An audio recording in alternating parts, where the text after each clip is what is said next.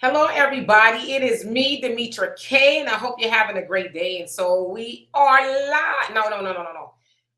I got so much going on. We're not live, actually. We're not live.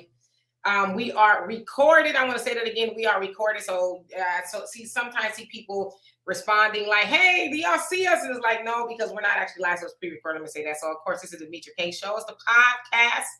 And the purpose of the Demetra Kaye Show is to promote Black love, knowledge, and understanding of all things that go on in the Black community to make us an even better people, with the emphasis on even, because we are great people, but we can always strive to be better. And so, of course, you have Donovan, a recovering Democrat, Saadiq, right next to me. And today we're going to discuss two things. The first is obviously, I guess say obviously because it's kind of a hot topic, is that of Kanye at a fashion show in Paris, where he decided to don, along with his models, T-shirts that says "White Lives Matter." Kind of took everybody, but I guess by surprise, which is surprising because Kanye, Kanye going Kanye. So the question that we're going to ask is, two questions. Should it be canceled? And do we even have the ability to cancel Kanye? Then, of course, Donovan is going to take it up on the second half. And we're going to discuss that of Ralph Warnock and Herschel Walker and some of the things that have been uncovered in their hotly contested race there in Georgia for the Senate. And so, Donovan, what say you before we get started? You're on mute. Did you put me on mute? Sorry about that, you guys. Rambling around like a little rat. Oh, sorry. Welcome, everybody, to the Demetra Kaye podcast. We are glad and happy that you guys are here. Very important topics that we're going to be talking about. My section is going to be about the Herschel Walker deletion issue and the hypocrisy that goes into that. But everybody's holding Herschel Walker accountable to what he had done in regards to it. But what is the difference between him and Ralph Warnock, a pastor who is pro-choice? So what is the difference there? But do us a favor, hit the like, share, and subscribe button. We're going to talk about this topic, and you guys, we want to hear what you guys have to say in regards to these important topics. Yes, indeed. And so, of course, I know by now, unless you live under a very hidden rock, you've heard about Kanye showing up to Fashion Week. It sounds like it was toward the end of Fashion Week in Paris, where he put on a 20-minute fashion show that featured his models, some of the models wearing that. And I'm going to show it to you guys in just a few. White Lives Matter T-shirts, and Candace Owens also was there, along with Lauryn Hill's daughter, her oldest daughter. She also was modeling for Kanye in that show. And it sounds like Naomi Campbell finished the show out. So she, usually they have a high-end top model close the show out. So it's quite a few people there from what I understand. He was also showing his normal stuff that kind of looks like homeless wear, along with the T-shirts. So within, he also gave like a 6-minute speech or something, they said, before he got started. And he said, let's see, what did he say? He says, "You can't manage me. This is an unmanageable situation. I want to make it clear to you guys that Bernard Arnault is now my new Drake." And then he basically said at the end, we're at war. And of course, he said some other stuff. Now, Bernard Arnault is the CEO of Louis Vuitton, and I think Gucci, a whole host of other things. And Kanye is also, sounds like he's accusing him, the CEO, Bernard, of killing Virgil Abloh. I think that's how you say his name. He was the Black Louis Vuitton designer that passed away about a year or so ago. So Kanye is accusing Bernard of killing him, which is kind of odd. I don't know if he did or he didn't. I don't know. But let me show y'all the picture. Just this Kanye wearing the White Lives Matter shirt. Now, of course, there was Candace Owens. And I won't show you all those pictures, but Candace Owens was there. And y'all know Candace Owens and Kanye are not strangers. They actually got together in 2018 on TMZ to discuss, I guess, the Democrats. And within that conversation, Kanye said that 400 years of slavery was a choice. And then, of course, everybody went bananas, like, what? And from that point, I think that's when Kanye started to get canceled, or the conversation started about canceling Kanye. And so, of course, there's been some other bumps in the road with Kanye. I should also say that Kanye is a multi-billionaire. I just kind of want to throw that out there. He got really wild. I mean, obviously, he's a musical genius, so we don't need to belabor that. But I think a lot of his money came from the Yeezy line, which is where he was, what he was debuting, I guess, the new portion of the Yeezy line there in Paris. But he amassed a lot of money from that, shoes, and some other things. So Kanye is very wealthy. But as I said, he had a lot of bumps in the road between the 2018 statement of 400 years of slavery was a choice, all the way into now. Of course, that of in his marriage, and saying some pretty incendiary things about people, including wishing harm upon them. So now people are really calling for Kanye to be canceled. And so on his Instagram, I guess he basically made it clear that he heard the noise about his White Lives Matter t-shirts. And it also said, too, that it was a kids choir. So I don't know if it's part of his choir that, he has to travel. A kids choir was actually singing. They also had the White Lives Matter t-shirts on. And so on his Instagram, he says, everyone knows that Black Lives Matter was a scam. Now it's over. You're welcome. And so I guess, I don't know, maybe he's trying to say this is to combat that of the organization.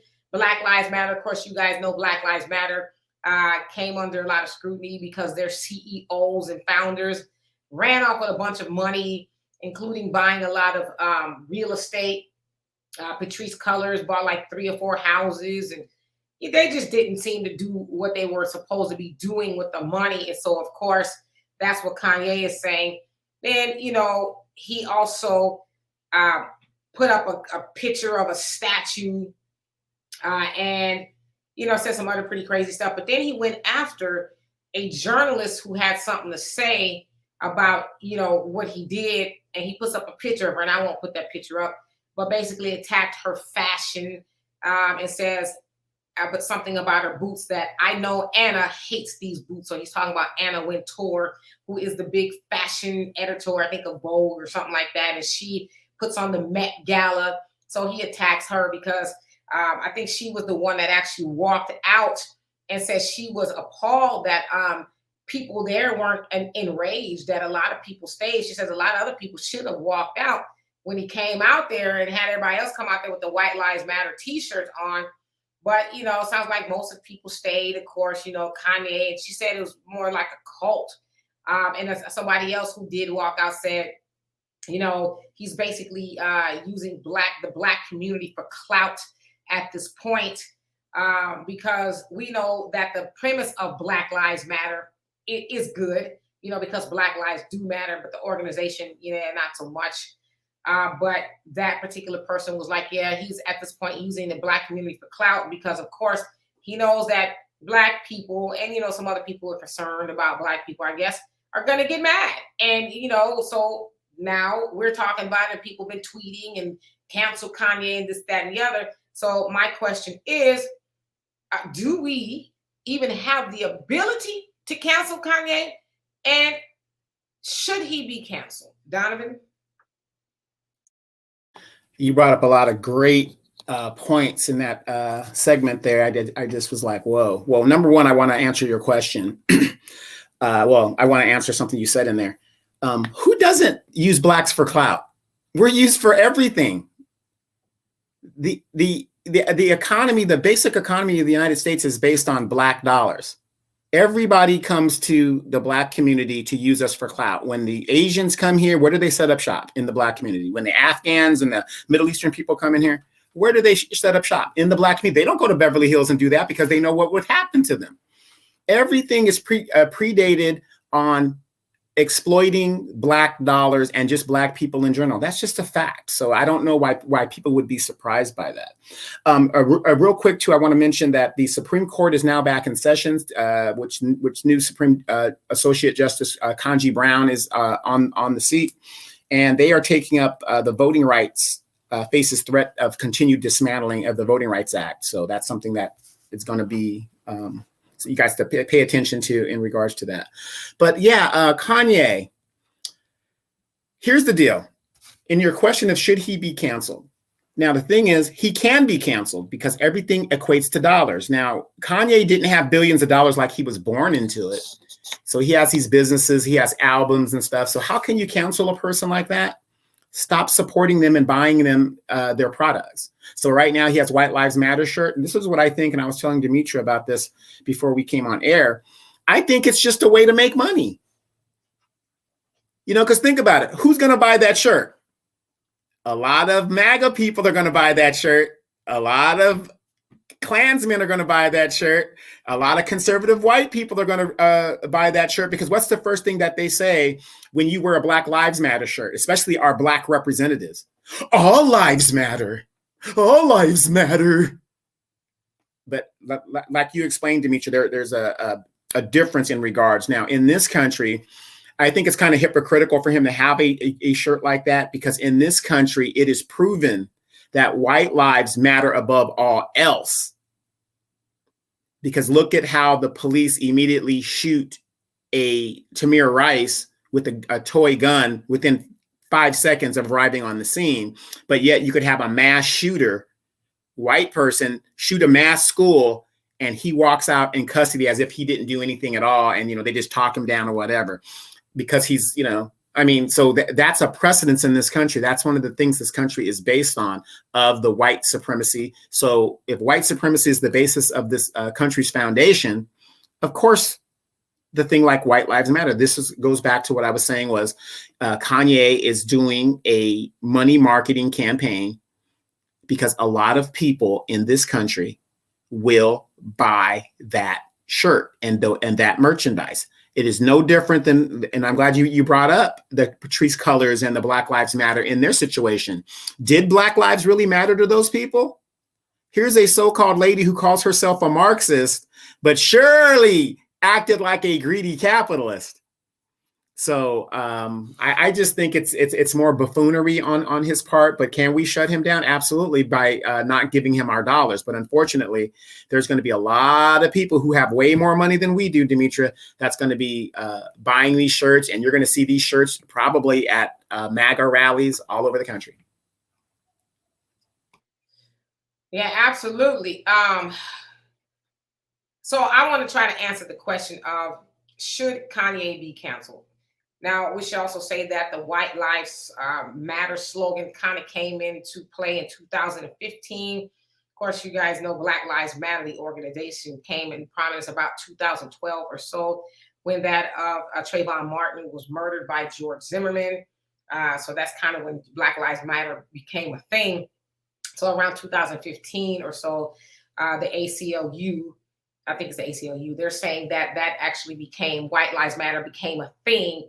And it has actually been used by the alt-right, the KKK, and, you know, white supremacist groups, if you will, again, to combat that of Black Lives Matter. And like Donovan said, it's almost kind of like an all lives matter thing. All right, so I want to say that.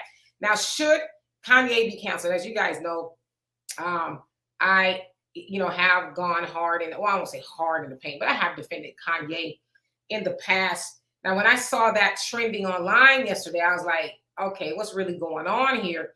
And especially seeing him with Candace Owens, because y'all know Candace Owens is also a pariah in the Black community. She's getting a bag off of white people by, hating on Black people, and, it's paying her well. So I'm not going to knock her hustle, but I think we should realize that's what her thing is. And so I saw Kanye once again with her, and they're wearing these White Lives Matter shirts. So I was like, is this a joke? Like, what's going on? Because usually and I'm going to be honest with you, I'm trying to wait a couple of seconds more opposed to just jumping on a story and, reporting about it, because usually other things develop.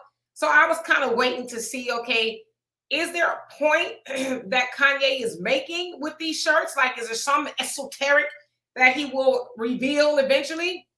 And no, he just kind of doubled down on it. And so, I was actually having this conversation with my daughter, and I said, yeah, because we both like Kanye, I was like, yeah, I think unfortunately Kanye is going to have to, feel the pressure from people who do support him. Now, I hesitate to say he should be canceled because I have this other question is, do we have the ability to cancel Kanye? And I would say if Kanye was earlier on in his career and he pulled this, like when he did College Dropout, he was a backpacker, rapper and all of that. Yeah, I think, it'd be a good chance that he would be canceled and, never really to be heard of again. But Kanye has amassed a lot of his fortune on the strength and the support of Black people, right? Black people was buying his albums and, whatever else he had earlier on. Like, we were big time Kanye supporters. In fact, my brother, was Kanye's financial advisor earlier on in his career. So at that time, I think he would have been canceled easily, no problem, right? But think of the entity of Kanye now. He is worth about $4, $5, maybe $6 billion. His shoes, once, and he's fallen out with Adidas because, he says that they changed the design or something like that. But his shoes, they don't stay on the market long. Like, they sell out just like that. And then the resale value of it can go upwards of thousands of dollars for a tennis shoe that ordinarily would have been maybe $100 to $200. So Black people are not his core market anymore. We see a lot of Asians, like, they really ride for Kanye and his products. Black people do too. But the point that I'm making is Kanye has a wider audience now. And unfortunately, we typically see people who rose to fame off of their own people, especially Black people. We typically see them sell out, even to the tune of the things that Kanye is doing, saying 400 years of slavery was a choice, and now white lives matter, and he's, blue, Black, him and Candace Owens, But the other thing I mean is, as far as trying to cancel him, or do we have the ability, is no.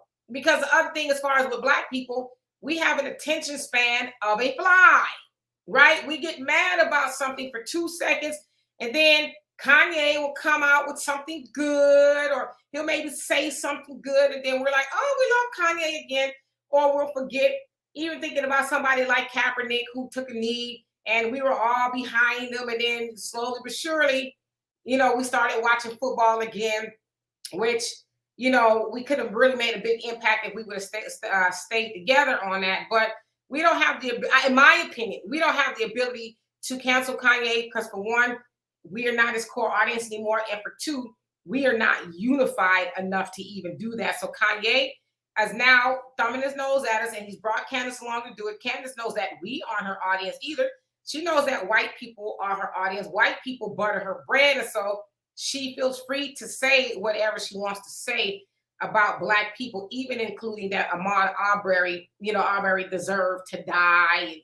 George Floyd was a drug addict. That's why she says those things, because we don't make sure she eats. So. Yeah, a lot of good points. Yeah, I mean, at this point, with $5 to $6 billion in the bank, I don't think it would even matter if we even had the ability to do that, because somebody's still going to do it. So can we cancel him at this point? Absolutely. I don't think we can. But let's say we shut down all his businesses economically. He's still going to ride off into the sunset, sitting pretty and living a good life. So, I mean, I have to agree with you wholeheartedly in regards to Kanye's thing. But the thing is, the question is this, though. Well, it's not even a question, but isn't it funny how the more absurd and controversy that you put out there, you can make money off of it?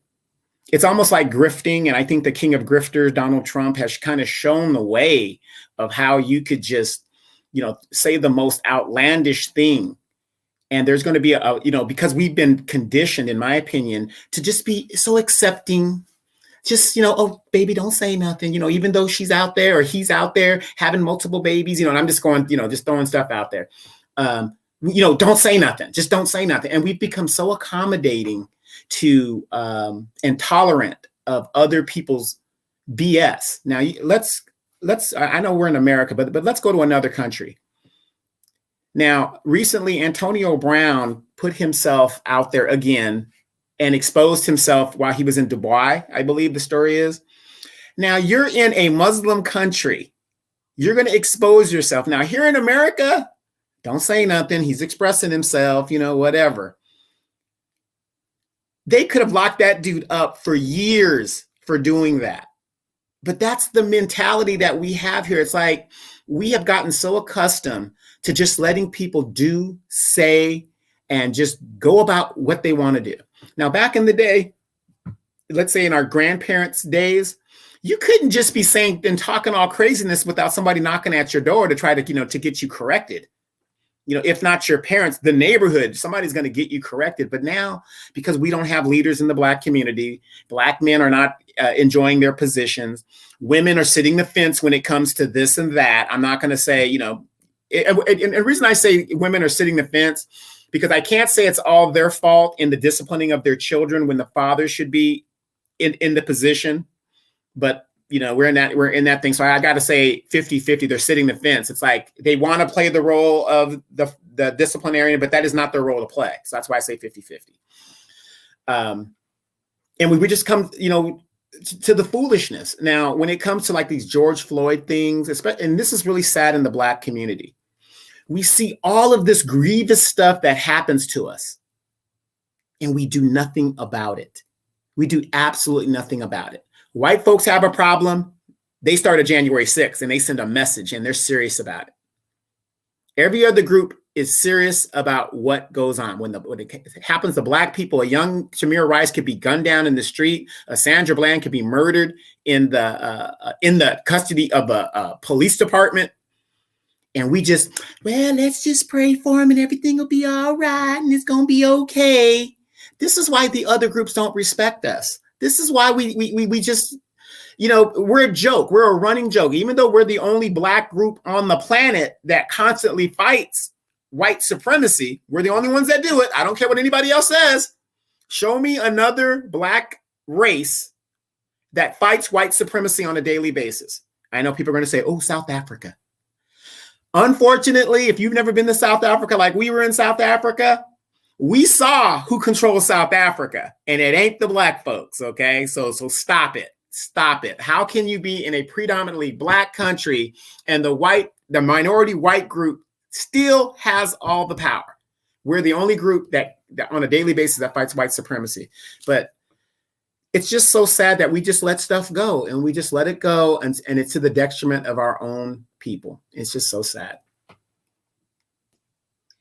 Yeah, so I mean, as far as Kanye, I think the people that could put pressure on him are the people that are his peers. And when I say that, I think I mean his financial peers, maybe his industry peers, those type of people, because we know other communities aren't going to put the pressure on Kanye to do better by, Black people, because I agree with the person that said that Kanye at this point is using Black people for clout.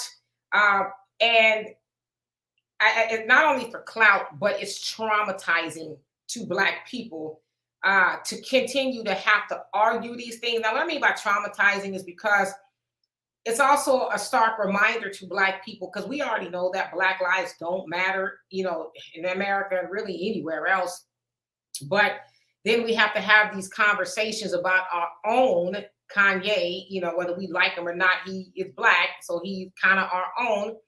We have to have conversations about, people like him who have a very powerful position and a platform, if you will. I mean, Kanye is like the Oprah of our generation, right? Except he's the man. He could say anything for the most part, and people will be like, Kanye said it.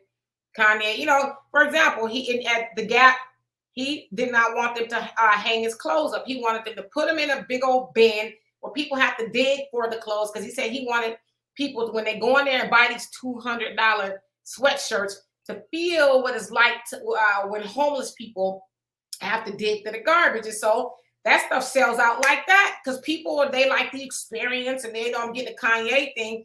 And so, again, it's hurtful for us to have those conversations like, damn, he's talking about, white lives matter. When we you don't got to tell us white lives matter. We know that white lives matter, which is why white people are in the position that they're in this country and really all over the world, and they can continue to do horrible things to people. And just any way, shape, or form you think about where white people are in the world, they are far better off than any black person really would be, right?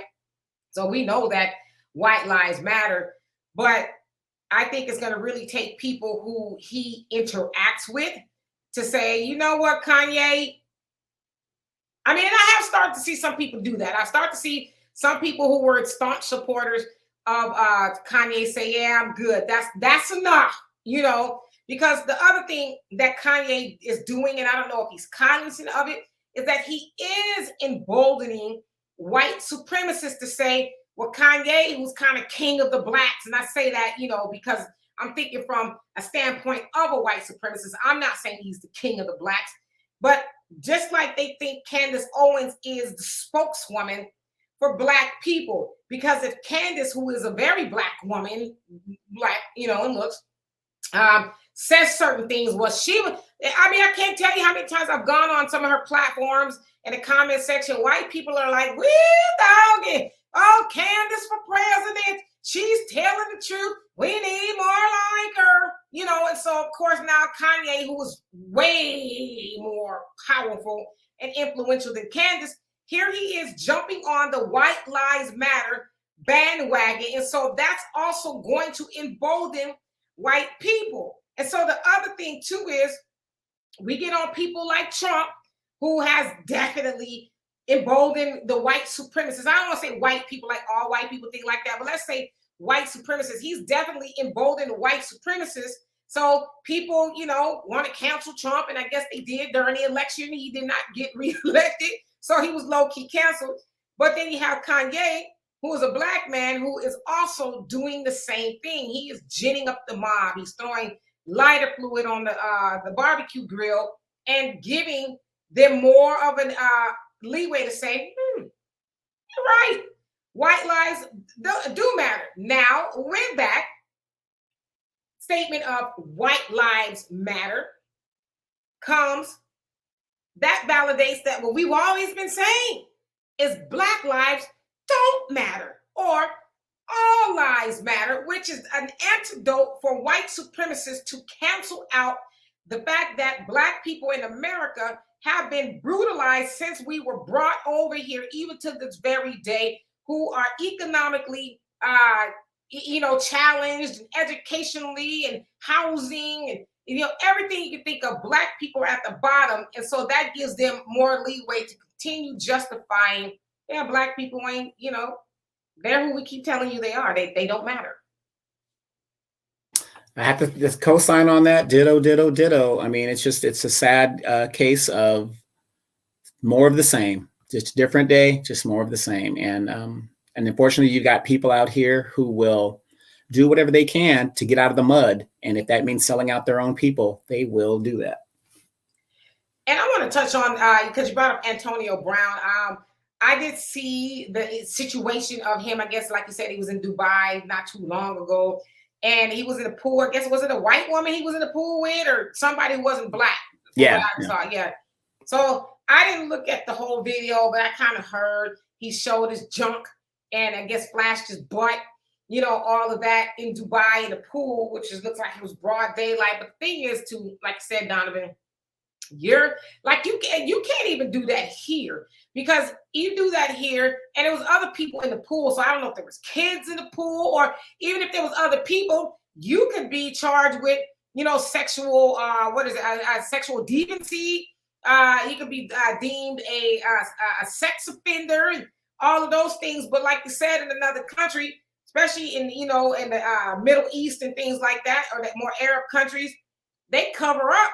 And so the last thing they want is your black ass, and I'm talking to Antonio, literally showing through the world, because it's like over here, people really don't realize the leeway they have. And even in America, black people don't really have a lot more leeway than everybody else.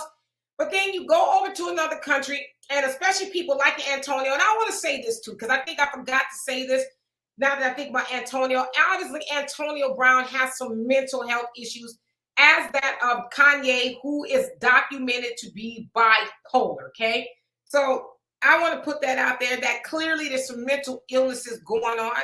However, I don't want to say that's an excuse for either one of them to continue, acting an ass and showing an ass wherever they go. But nothing, and I'm sorry, y'all, if I froze up, but I believe y'all can still hear me. But no, you're good. Keep going. Nothing is going to be more humbling to people like the Antonios when they end up with a Brittany Griner situation where they're in a prison somewhere and they can't get out, or some countries they'll say, "Oh, you want to show your behind? Well, how about we cane it? How about we whack it up a couple of times with this stick or whatever the case is?" And so I don't know. I would just say, I like. It's a horrible depiction, but unfortunately, people like Kanye and I don't want to. Kanye and Antonio, unfortunately, they learn a lesson when white supremacy gets a hold of them and holds them accountable for the debauchery that they are wreaking on society. Yeah, but isn't it funny? I'm glad you kind of brought up the Brittany Griner thing, because she's up for appeal. Russia doesn't want to deal with it right now. Russia's been telling America, look, she admitted that she did it, and that's just the bottom line. You got to pay the piper. She admitted she did a crime.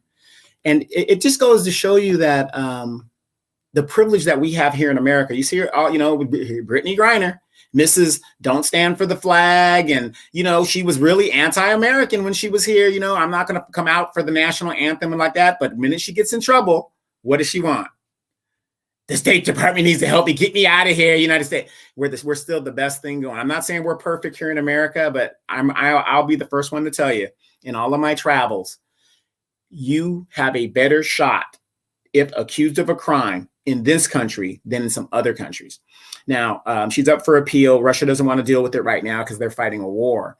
But it goes to show you the case of privilege. Why is it that when it comes to this country, our people, we'll listen to white supremacy? Yes, sir, we can't go over here. We don't want to go over there. Oh, I don't want to do this. I don't want to do that, right?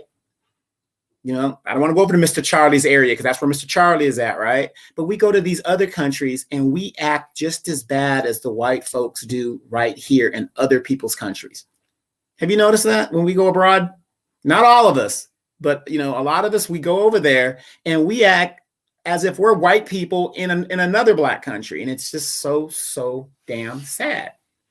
So I don't know if you want to transition over right now, but let's talk about Herschel Walker real quick. Have you guys heard Herschel Walker has come out? And I want to read a little article. It's alleged, because we don't know, well, the lady has receipts accordingly, but it's alleged that Herschel Walker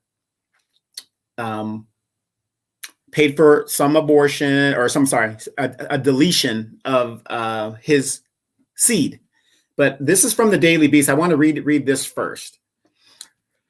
Herschel Walker, the football legend now running for Senate in Georgia, says he wants to completely ban abortion, liking it to murder and claiming there should be no exception for rape, incest, or the life of the mother, because he's so conservative. But the Republican candidate has supported at least one exception for himself. A woman who asked not to be identified out of privacy concerns told the Daily Beast that after she and Walker conceived a child while they were dating in 2009, he urged her to get an abortion.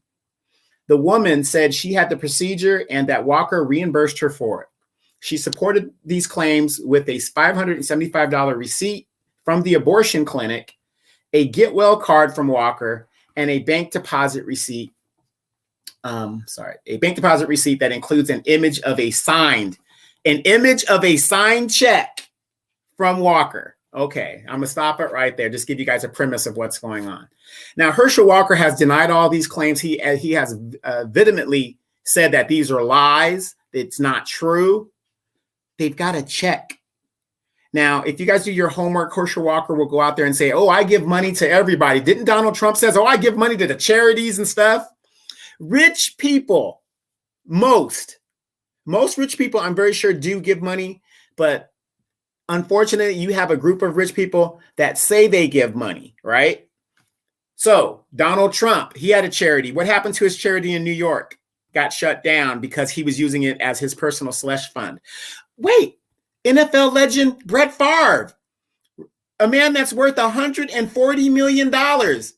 He just took money from welfare recipients and people in the state of Mississippi. And you guys actually believe a Herschel Walker who has no record of any philanthropy.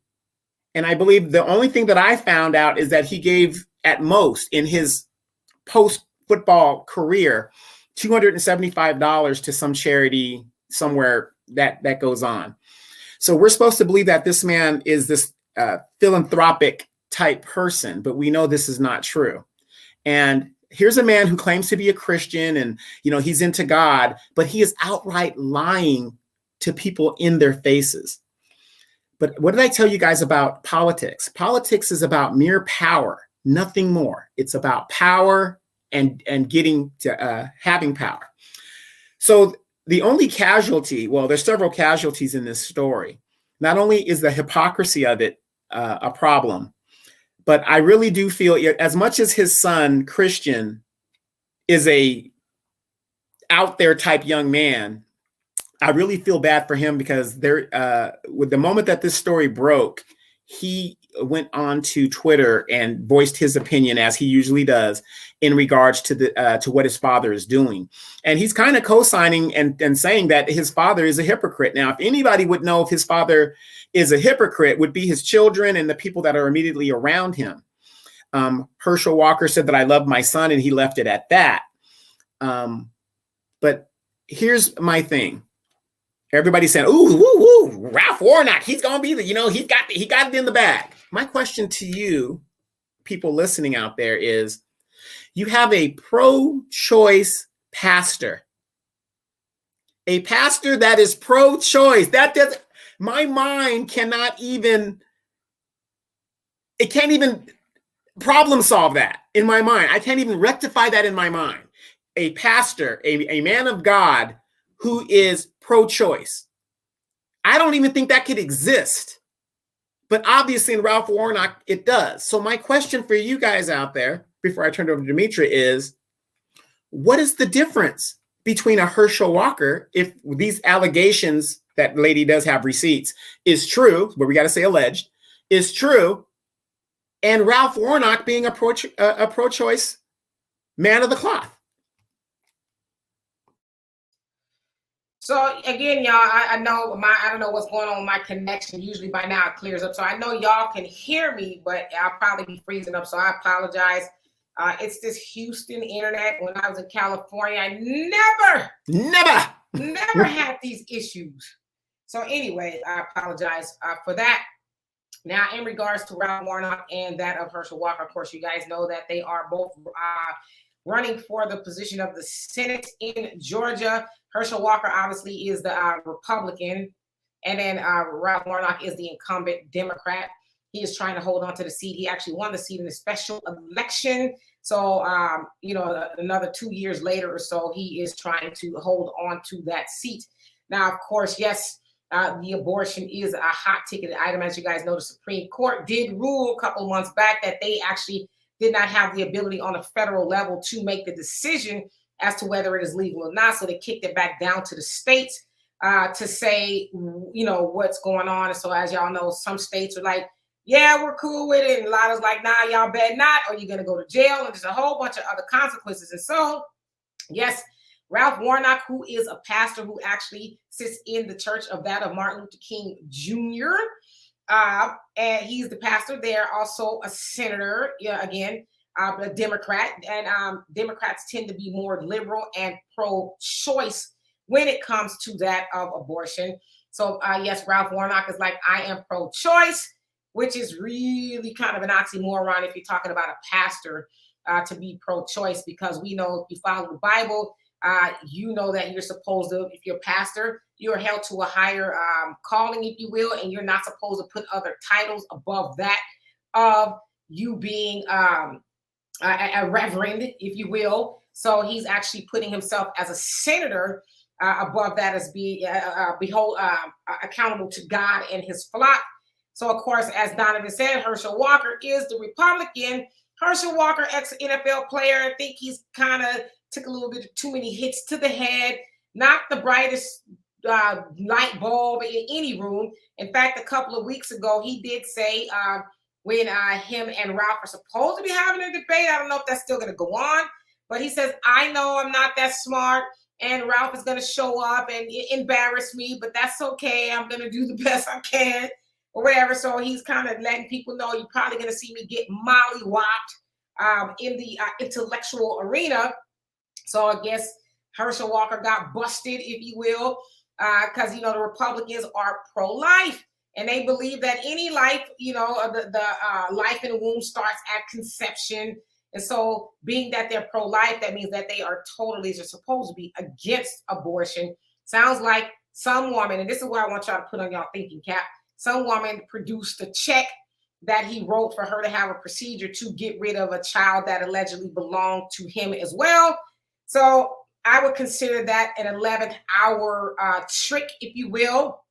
That's clearly a trick of the Democrats to say, not so fast, because as you guys know, Ralph Warnock and Herschel are very close in the polls. But I understand last time I saw Ralph Warnock was still kind of above, as sometimes Herschel Walker was in the lead, but it's very troubling that they are that close, because Ralph Warnock is supposed to be the good guy. Of course, they're trying to keep, flip Georgia blue and all these other things. But of course, Herschel Walker has all of these issues. He got baby mamas and kids, and he just, but Ralph Warnock also has a baby mama that he has some issues with too. Y'all look it up.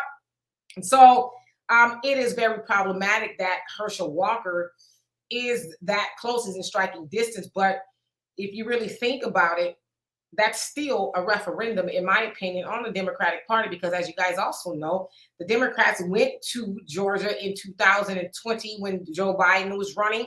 He had pretty much clinched the nomination on the Democratic side. Him, Kamala, and everybody else went to Georgia and said, if y'all, vote for Ossoff was the other guy's name. He's, in the seat pretty good. He's got another 4 years or so before he has to be reelected. But if y'all vote for these guys, we're going to give $2,000 checks are going to go out.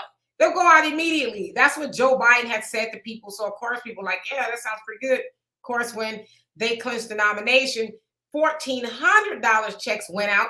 And so people are like, wait a minute. You said $2,000 checks. And he says, well, y'all remember when Trump just recently gave y'all $600? Well, we're going to add that together. See, they don't want nothing else to do with the Trump administration, but they wanted something to do with the Trump administration when it came to that $600. So basically, they went to Georgia and lied, about certain things. And plus, we know that there's a lot of Black people in Georgia that are fed up, because we have seen within the last couple of years, especially with the Biden administration, a lot of other people getting stuff. Billions of dollars have gone to Ukraine. Afghans have come over here, and they're set up really nicely. They're working, and they got a whole bunch of things going on. We've seen an Asian hate crime bill, and DACA recipients getting closer and closer to certain things. As you guys may or may not know, the kids that were separated from their parents at the border, they took the Biden administration to court. At one point in time, the Biden administration was talking about settling with, it was like, oh gosh, I want to say 600 or so of them to the tune of $450,000. But then the Biden administration kind of backed off of it.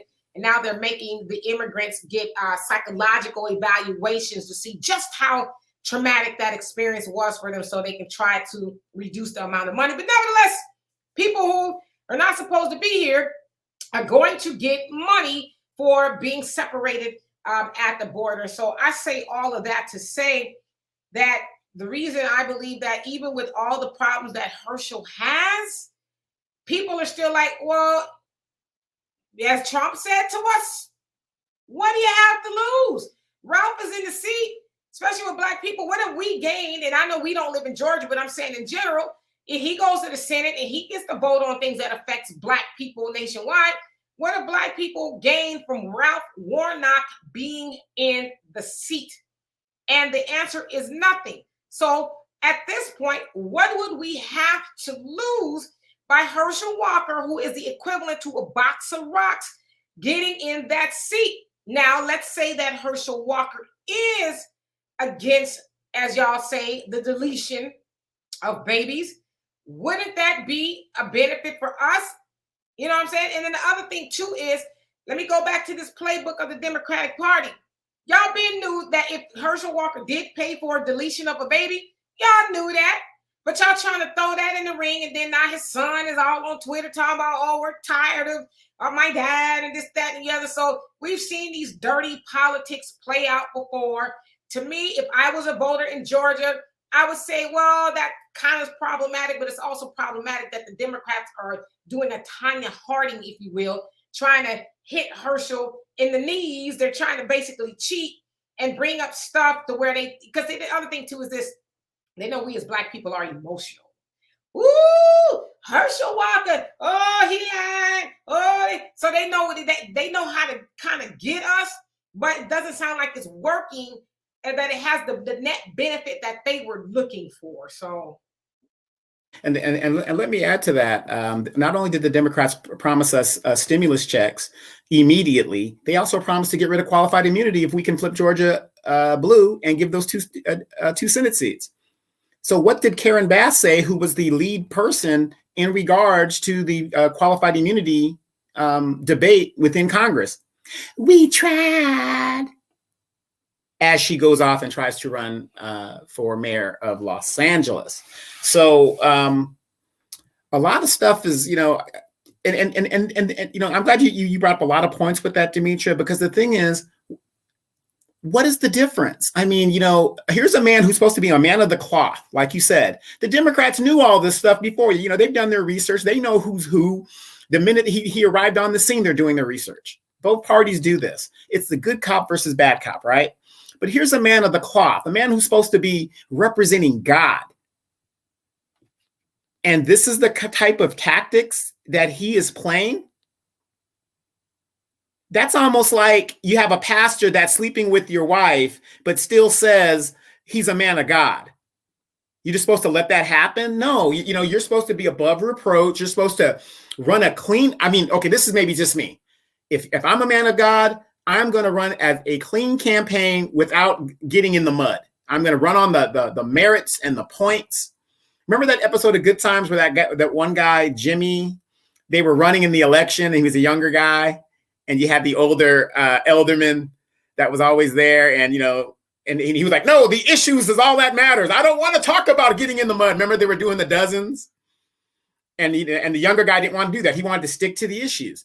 Now, that would be a perfect example of what a pastor should do. If you claim to be if you claim to be a man of God, you don't want to get in the mud.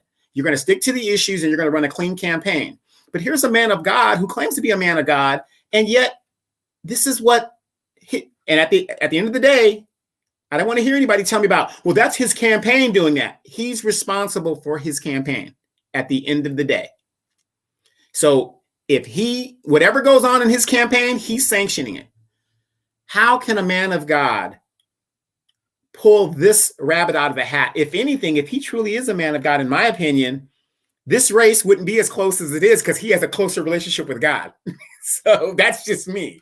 So, it's just so sad because I don't know if you guys saw the video of Ralph Warnock when a man specifically asked him in a forum, what is your stance on reparations? And do you know what Ralph Warnock said? Absolutely nothing. Absolutely nothing. And yet you've got a lot of Black people out here who are now facing eviction. And I'm not just talking about the women. I'm talking about a lot of Black people. And have you heard one thing from any of these Black representatives in regards to the Black issue of homelessness? Now, we've known for 2 or 3 years now, Black people lead the nation in homelessness. 50% of all your homeless people across the nation is Black. What are these Black politicians doing? Now, Herschel Walker in his situation, hey, like I said, I feel very sympathetic to his family because all that dirt is being aired out, and his son mentioned that. And politics is a dirty thing, and all this stuff is going to be aired out. But do we reward these politicians? I mean, does it, like you said, does it really matter if Herschel wins? Because what are we getting with Ralph Warnock?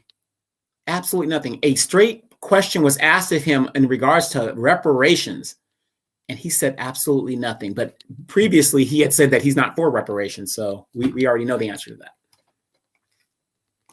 Yeah, I mean, and we also know that, pastors, I don't know, they ain't pastoring like they used to, because to me, I feel like, I mean, whatever happened to the separation of church and state, and I know they kind of tried to do away with that under the Trump administration type of thing, kind of justify these churches being able to dabble and, but the church has always been influential in the election process, campaigns and things, especially in the Democratic Party, and especially in regards to that of Black people. But you would think that this is how I know people really ain't reading the Bible.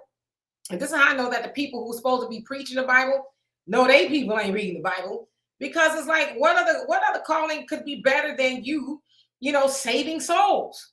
You want to be a senator and you want to be a reverend, but shouldn't you be about the business of saving souls? Ain't that why you in the church and all of that? So I mean, it's like we know that politics. I don't care what nobody says. Politics is really about power. Most of those politicians, when they get in there, they get what, roughly 175,000 a year. Yeah. I believe the Congress makes about $168,000 a year, and the Senate makes a little bit more, like $170,000 a year. But they make more money being right. Insiders and having the influence that they have. Yeah, I mean, so politics is about power. It's about power, money, and prestige, among a whole host of other things. But those are really, somebody who was in politics, told me that. Power, prestige, and money. And a lot of, because those people, they're not getting rich off of getting a paycheck for being a senator or a congressperson or whatever. They're getting rich off of the white envelopes that are coming to them, and the lobbyists, they're saying, hey, I know you got a foundation and you're going to funnel this money through the foundation. It's going to be back into your Range Rover or whatever. So they get rich off of those things. And so they cling on to the power, because eventually politicians, a lot of them end up becoming rubber stamps for corporations and, a whole host of other things and entities and people. They become a rubber stamp. And so some of them do go to, Washington with, delusions of grandeur, I say, because I'm going to change it from the inside out. I'm going to go and I'm going to represent my people. Now, I don't have a problem with people going to get a check if they're going to be politicians. I don't have a problem with you, greasing your palm a little extra some. But if you were to get the money and actually bring home some of the bacon to your people, we don't care, because we know what goes on in Washington or the city council or anywhere else that you're sitting. But we don't want to see you enrich yourself and then the community is dilapidated, because we know that white politicians that are sent to wherever office by their people, yeah, they rich. But see, the other thing is too, a lot of the white politicians are already rich. And so being a politician for them is about power. I can make things happen. And so when their people send them, they go and they're like, hey, I'm gonna get some more money, but I'm also gonna make sure that my people are happy, because I can't get no more money and I can't get no more power if my people who are politically mature and politically savvy, if they don't continue to vote me in, I won't be able to do that. So let me give them something. However, when our politicians, and I say our, with quotations, when they go to Washington or wherever they go, they know that once we get them in once, we'll keep them in there for 20, 30, 40 years, because we are apathetic. It's the name you know. Oh, well, she sure been good. Just wait till Thanksgiving come. We gonna get the premium turkey. And last year I was able to get 2.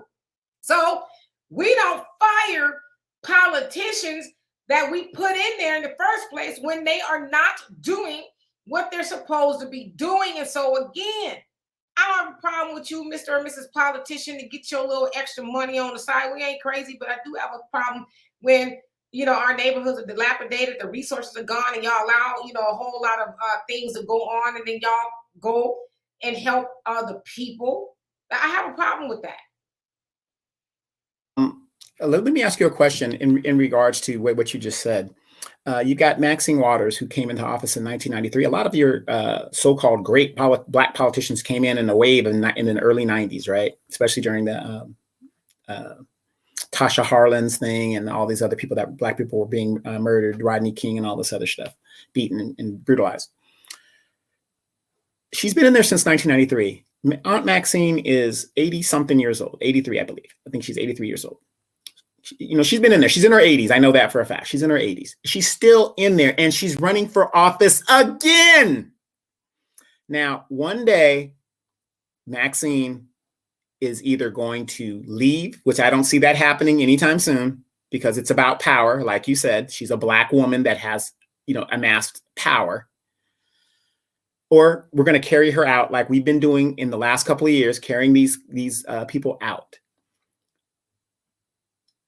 You said something a few months back in regards to why these black politicians brag about they're the only one. They're the first, representative. I'm the first in my neighborhood. I'm the first to do that. Could you explain to the audience, why is it that a person in regards to Maxine Waters, why will she be the only and the first black representative of her neighborhood? And, just let us know why she's going to be the only one. So yes, I said a couple of months ago that a lot of these politicians, black politicians, they brag about, I was the first to do it. But if you think about somebody like Maxine Waters, hell, you're the only to do it. You're the only black woman to do that because you have sat in that position so long, off into your geriatric 80s, and no shade to anybody in their 80s because I want to be there one day, no time soon anyway. But you sat there that long, and you haven't even given anybody else a chance to say, okay, now I'm the second black or the third, and hell, even at this point, fourth or fifth, there should have been really that many people sitting in the seat to this point, but they sit in these positions so long to where they're aloof, if you will. They're like, like Joe Biden, which way do I go? And all of that other stuff. And those are the people who are ultimately making decisions for the rest of us, But the thing is, they cannot make that decision unless we allow them to do that. We vote for them. Now, I know like in the past, Maxine has had opponents who are just kind of like, they're probably bad for business too. But I think sometimes, I want to be careful when I say this, we might need somebody who may be just bad, because Maxine is bad for business. I don't care what you say. I know she's cute in theory. She's reclaiming her time and she's got the little cute sound bites. That's cute, but that doesn't do anything for us. So we might need to have somebody, and that's why I said I think a Trump presidency, a second one, would have really woke black people up. But I knew that when Joe Biden got into office, is actually going to be, as I say all the time, the night quail for Negroes. It was going to lullaby us and put us back to sleep because we felt like, the boogeyman is gone now and we can rest again. But it's like, no, we're actually worse off. We talk about it on Sunday, how black women are becoming the most homeless population in America. Why is that? Because black women make 63 cents on the dollar to that of white men, and a whole host of other things in addition to not having her man in the house with her. But that affects black people. But guess what? Black women, so they tell us, the backbone of the Democratic Party, put the Democrats in that position to help them get on the street that much faster. They getting Afghans and Ukrainians and everybody else situated in housing and all of that. Housing, all of that. While the black woman is having to pack her bags and end up on the street. But with her black man who's been there for a few years. But the sick part about that is the black woman who they call the Democratic backbone helped put herself in that situation, and she also helped put the other people in a better situation. They said those people are in a situation that black woman who's facing eviction should be in. Now, when the time does come for Maxine Waters to move on, what are the likelihoods that her district, who she has been running roughshod over and really doing nothing for in the last 40 something years, what are the chances that a black person will succeed her? I mean, I would say there's a good chance, but right now we know her district is probably predominantly Hispanic. So it'll probably be somebody Hispanic that will take that position.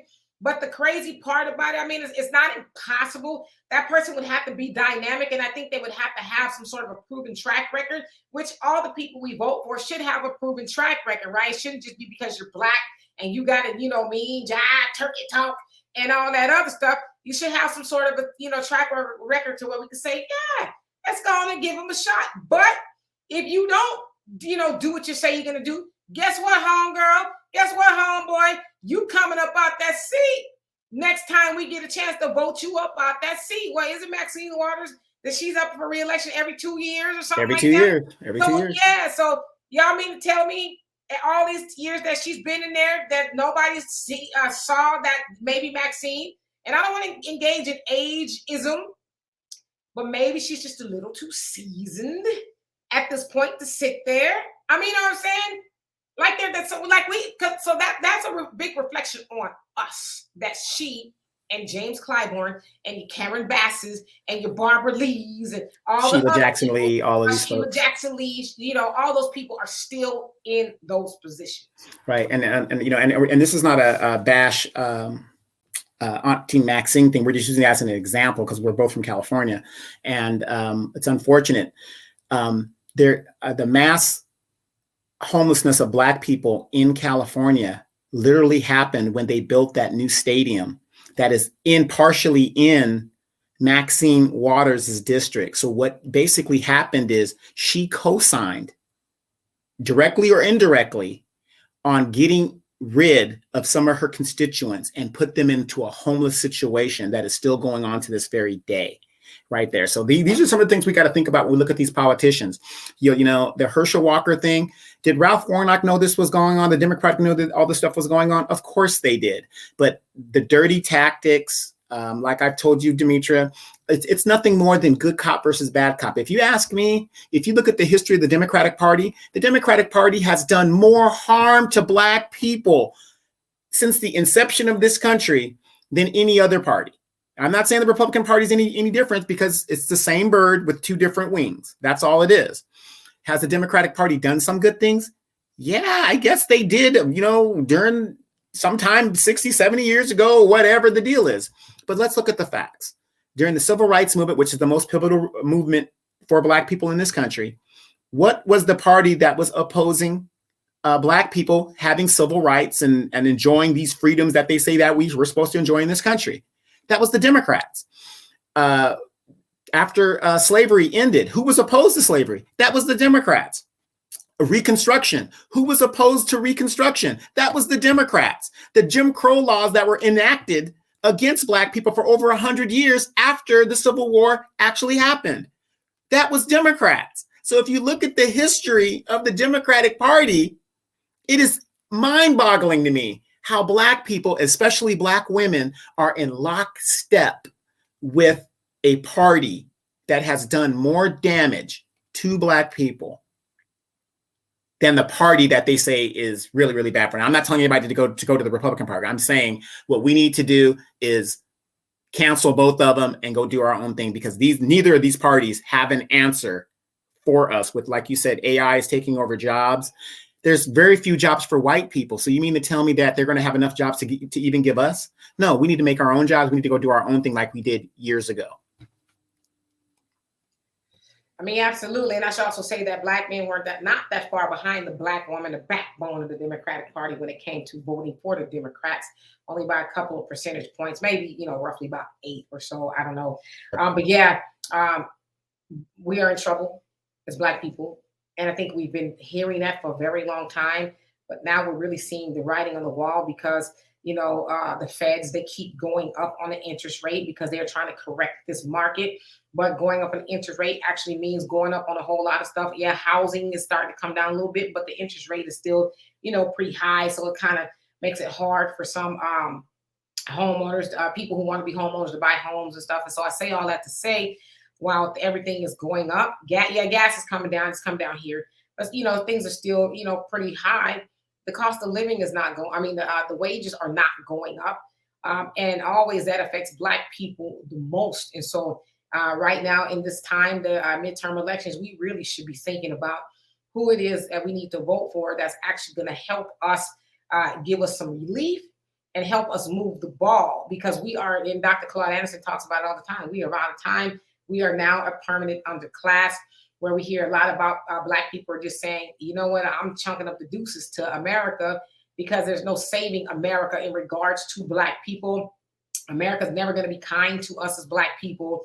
And I'll see the conversations and the fights and everything like that on Twitter. I know Twitter is just, I don't want to say just a social media platform, because they actually call Twitter the consciousness of social media, or the world, or something like that crazy.